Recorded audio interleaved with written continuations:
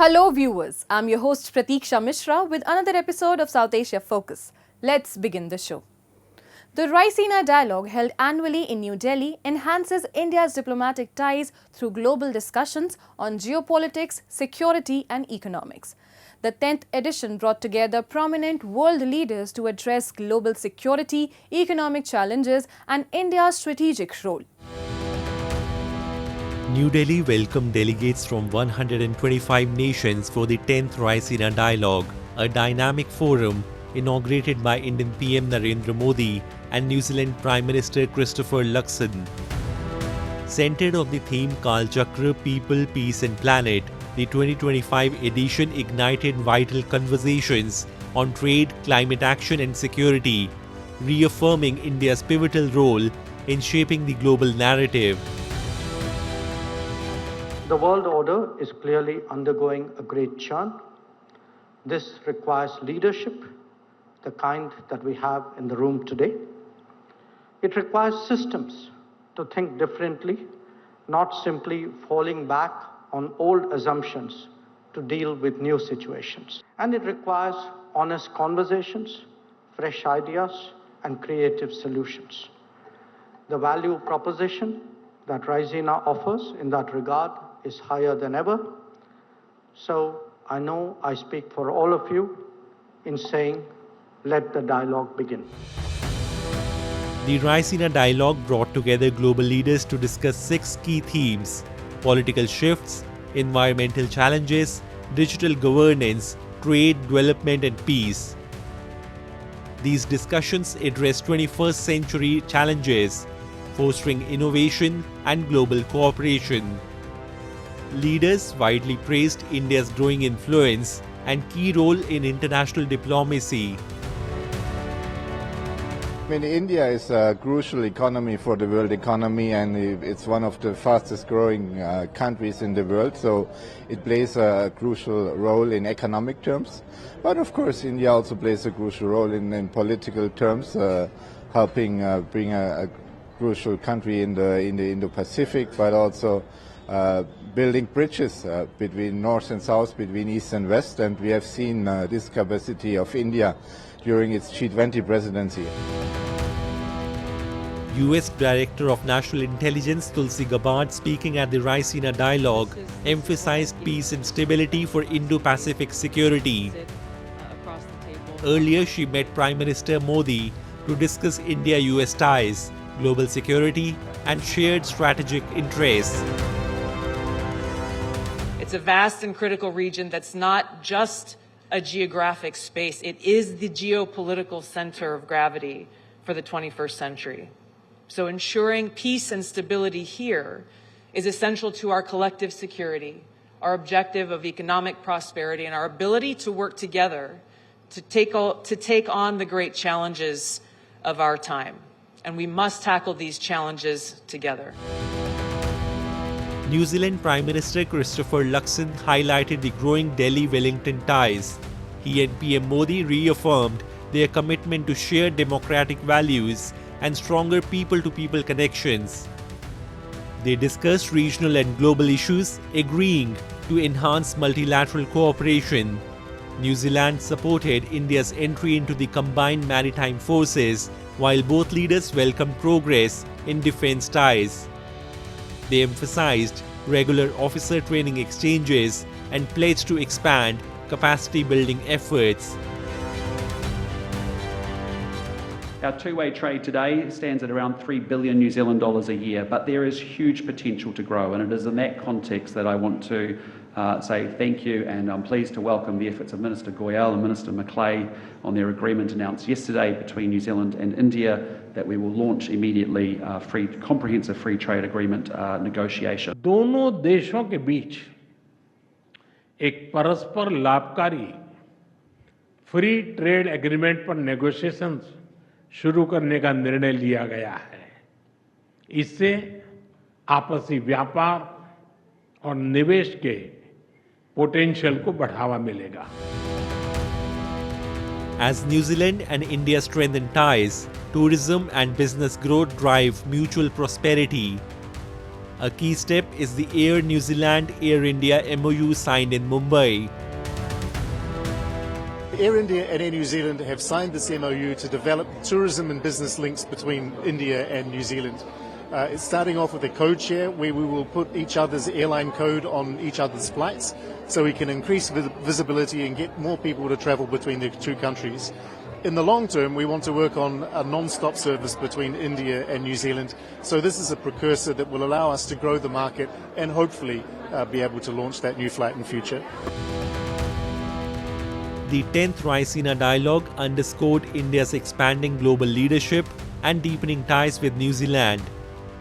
With strengthened trade, defense, and aviation partnerships, both nations are set to enhance economic cooperation and connectivity, fostering long-term growth and stability in the Indo-Pacific region.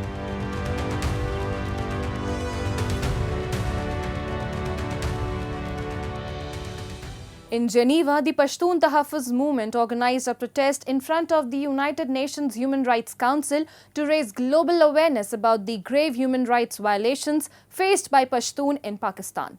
Protesters denounced the unlawful killings of activists and religious leaders and highlighted the ongoing atrocities committed by Pakistani military such as extrajudicial killings and enforced disappearances. A report. The Pashtun community in Pakistan has long faced significant challenges, with their voices, struggles and grievances frequently marginalized with the broader political and social landscape of the country. This marginalization has been compounded by human rights violations such as arbitrary detentions, forced disappearances, extrajudicial killings and the targeting of Pashtun activists, which have become widespread in recent years. Recently, the Pashtun Tahaffuz movement in Switzerland organized a large protest in front of the United Nations Human Rights Council in Geneva, bringing global attention to the grave human rights violations and escalating crisis faced by Pashtuns in Pakistan. Participants in the protest vehemently denounced the unlawful crackdown on PTM activists and the arbitrary detention of prominent figures. They also drew attention to the deteriorating security situation in Khyber Pakhtunkhwa and Balochistan, where Pashtun communities continue to face oppression and violence.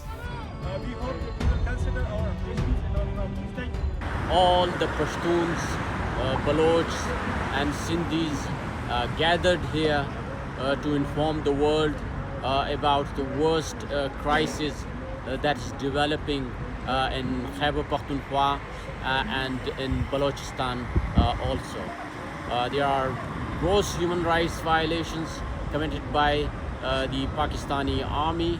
Now there is astronomical increase in the extrajudicial killings of notables, religious and nationalist leaders, especially recently a very renowned religious leader and Pashtun nationalist Mufti Munir Shakir was killed by the proxies of the state of Pakistan, and we hold the Pakistani Army Chief General Asim Munir responsible for his extrajudicial killing, and for all this chaos and insecurity in the region, the Pakistani state is responsible for all this. The protest highlighted the alarming rise in extrajudicial killings, drone attacks, and forced disappearances and torture carried out by Pakistani army against Pashtun populations. Demonstrators condemned these atrocities and called for international intervention and accountability, urging the Pakistani government to respect the fundamental rights of Pashtuns and ensure justice and security for their communities. आज इधर हम आया था जिनवा में Swiss में साज़मान मिलल का UN के सामने हमारे इधर एक प्रोटेस्ट है। तो परसों उन्होंने हमारे एक मौलवी था मुफ्ती शाकिर साहब, पाकिस्तानी मिलिट्री ने उसको कत्ल किया, शहीद किया। और भी हमारा नसीर साहब है और अली वज़ीरी है और हमारा बहुत पीटीएम का लोग जो है पाकिस्तान मिलिट्री में उन्होंने जेल में डाला है। और उधर हमारा सिचुएशन बहुत ख़राब है। पाकिस्तानी फौज जो हमेशा उधर टारगेट कर रहे हैं और हमारा लोग मार रहे हैं, हमारा लोग उठाता है वो जेलों में डाल रहे हैं। तो पाकिस्तान में हमारा हालात इस टाइम में बहुत ख़राब है। हम दुनिया से यही रिक्वेस्ट करते हैं कि प्लीज़ हमारे लिए अपना आवाज़ उठा लो, हमारे हक़ के लिए थोड़ा आवाज़ उठा लो। और इधर भी हम आया था, हमारे सारी दुनिया से यही रिक्वेस्ट है कि पश्तून इस टाइम में पाकिस्तान में बहुत ख़तरनाक हालात में है। हमारा उधर बहुत हमारे साथ बहुत ज़्यादती हो रहे हैं। वो पाकिस्तानी मिलिट्री जो है वो हमें मार रहे हैं। दिन पर दिन में हमारा 100-200 लोग हमारे वो जो है पाकिस्तानी मिलिट्री को कत्ल कर रहे हैं, उसको मार रहे हैं। The protesters emphasized that the Pakistani army is directly involved in the operation of the Pashtun people and their movement because they are demanding basic rights, freedom and justice. Pashtun Tahaffuz movement Switzerland की जानिब से ये मुज़ाहरा हो रहा है। ये मुज़ाहरा पाकिस्तान में Pashtun Tahaffuz movement के जो रहनुमा है अली वज़ीर, मलक नसीर कोकी खेल, समद अजी और इसके साथ जो कल मुफ्ती मुनीर शाकिर साहब के कत्ल के ख़िलाफ़ ये मुज़ाहरा हो रहा है। हमें पता है कि पंजाब इस्तिमारी रियासत या पाकिस्तानी फ़ौज इन तमाम मुज़ालिम के पीछे हैं। हमारे साथ जो जुल्म हो रहा है या PTM के साथ जो जुल्म हो रहा है, PTM के ख़िलाफ़ जो ब्रेकडाउन हो रहा है वो डायरेक्टली पाकिस्तानी फ़ौज कर रही है। ये इस वजह से कर रही है कि हम अपने हक़ूक़ की बात करते हैं, हम पंजाब से आज़ादी की बात करते हैं, हम अपने वसाइल पे अपना इख्तियार मांगते हैं। The protest in Geneva was a call for international attention to the escalating violence and human rights abuses in Pakistan, urging the global community to stand in solidarity with the oppressed ethnic groups and demand accountability from the Pakistani government and military.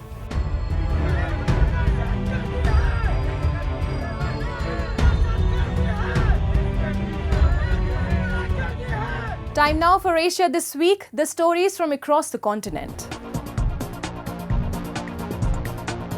The United States launched airstrikes on targets in the Yemeni capital Sana'a on March 19, marking the latest in a series of retaliatory actions against attacks by the Iran-aligned group targeting shipping in the Red Sea.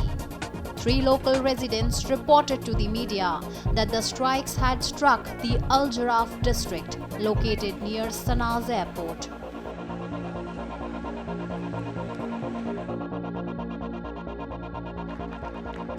The Japan Culinary Art Award was recently held in Kyoto to honor the world's top chefs in Japanese cuisine. The event was organized by the Japanese Culinary Academy and supported by the Ministry of Agriculture, Forestry and Fisheries as well as Kyoto City. A total of 13 chefs, including 3 international winners from the World Preliminary Contest, showcased their culinary skills. 日本の食文化は素晴らしいなとか、日本の農産物、海産物本当に美味しいなというふうに皆さんに思っていただく、そういったきっかけになることを目指してまして、海外の日本食を作っていらっしゃる料理人の方たちにこうした機会に腕を振るっていただいて、皆さんの地元の方たちに見ていただくことで魅力を伝えられることができるんじゃないかなと考えているところです。The chefs were given a time limit of 4 hours to prepare their dishes. They created traditional lunch boxes that showcased the essence of Japanese cuisine. 5 Japanese chefs were recognized for their exceptional skills. Meanwhile, foreign disciples of Japanese culinary art explored a diverse range of Japanese ingredients, inspiring them to craft even more exquisite and authentic Japanese cuisine.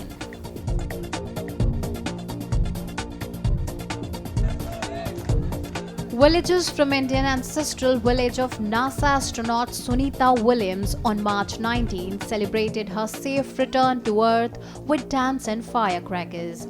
Sunita Williams returned to Earth in a SpaceX capsule with a soft splashdown off Florida's coast 9 months after their faulty Boeing Starliner craft upended what was to be a week-long stay on the International Space Station.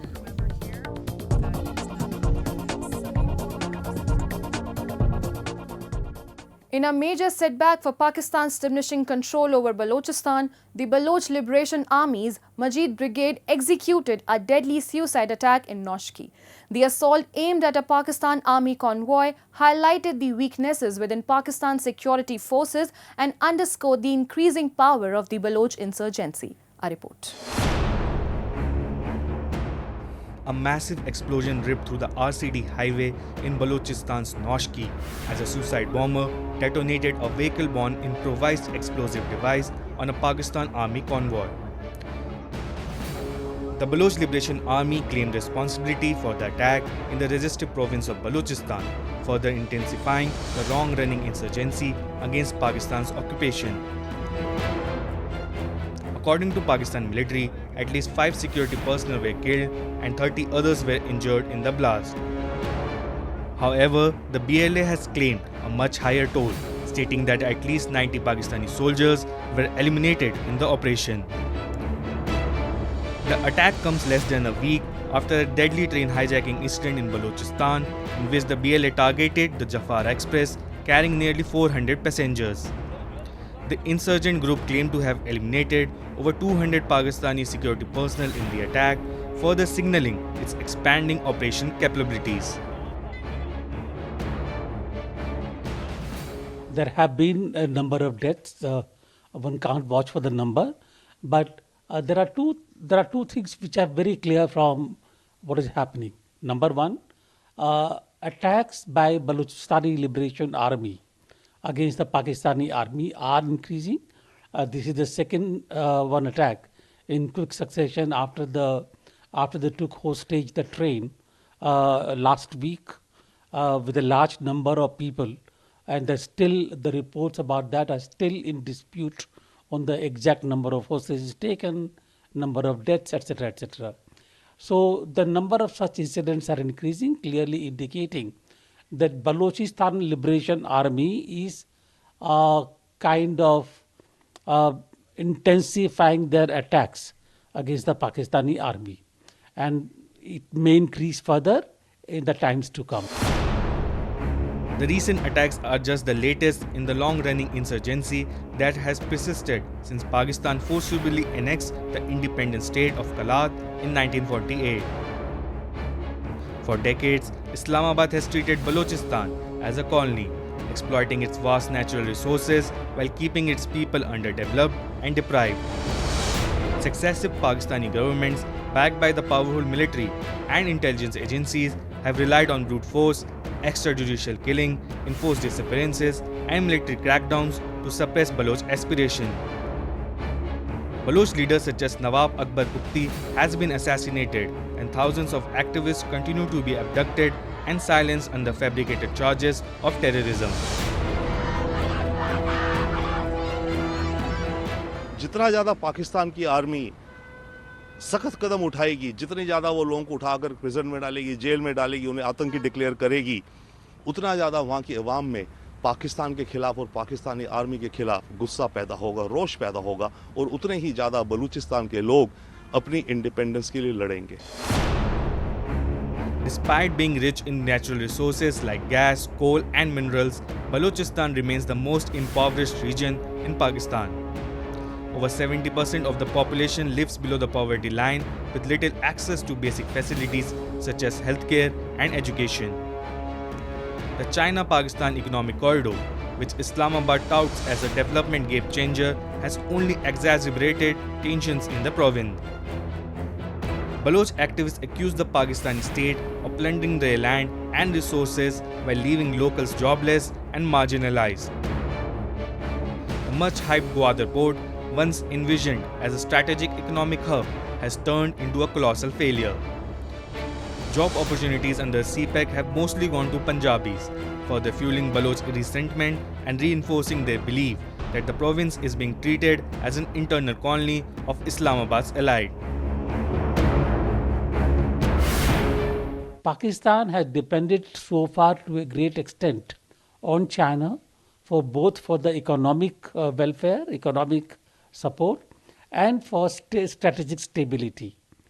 If China finds that their stay in Pakistan becomes untenable because of increasing such attacks, Pakistan is going to become even more isolated.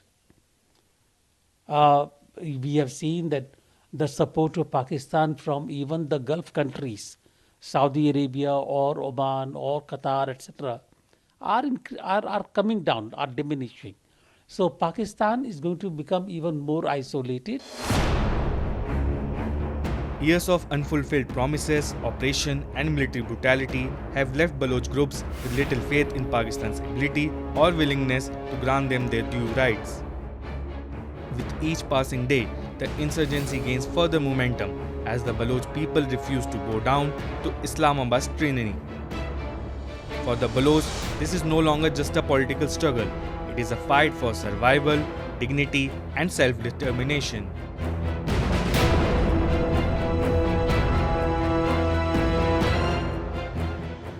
The St. Anthony's Festival on Kachathivu Island, celebrated annually by Christian devotees from both India and Sri Lanka, underscores the strong spiritual and cultural bond between the two nations. Hundreds gathered this year, offering prayers and participating in vibrant celebrations. The key highlight was the solemn procession where hymns and prayers filled the air and Indian Navy officers joined the faithful. Take a look. Christian devotees from India and Sri Lanka gathered in large numbers on Kachathivu Island on March 15 to offer prayers and participate in the vibrant celebration of the St. Anthony's Church Festival. The island, which was ceded by India to Sri Lanka in the 1970s, has become a significant religious site for both nations, with the Catholic Church there dedicated to Saint Anthony, the patron saint of seafarers.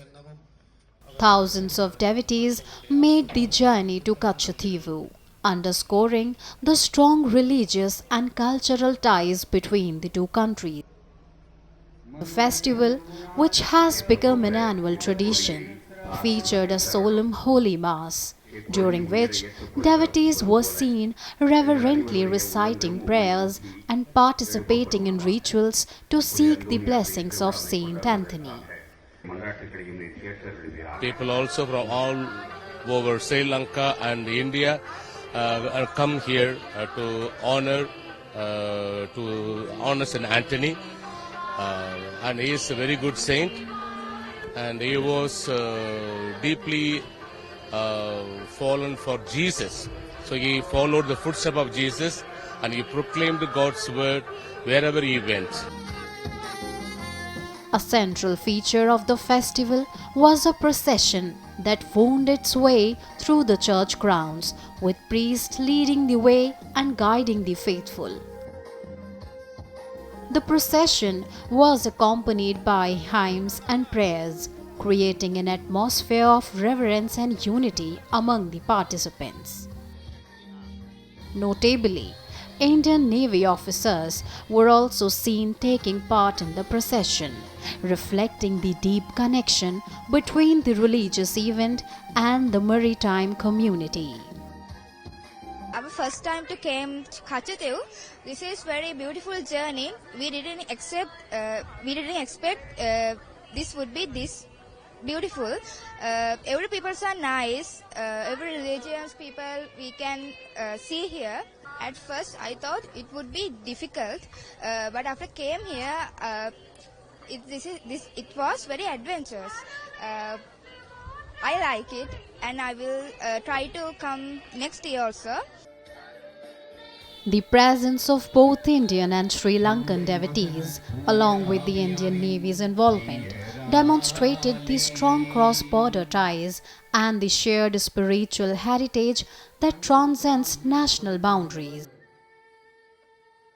The event was not only a religious observance, but also a symbol of unity, peace, and the enduring bonds between the people of India and Sri Lanka, with St. Anthony's Festival serving as a reminder of the common spiritual and cultural ties that continue to bring them together. A powerful display of faith, St. Anthony's Festival continues to unite two nations. And with that, we come to the end of this week's episode. See you next week. Till then, goodbye and take care.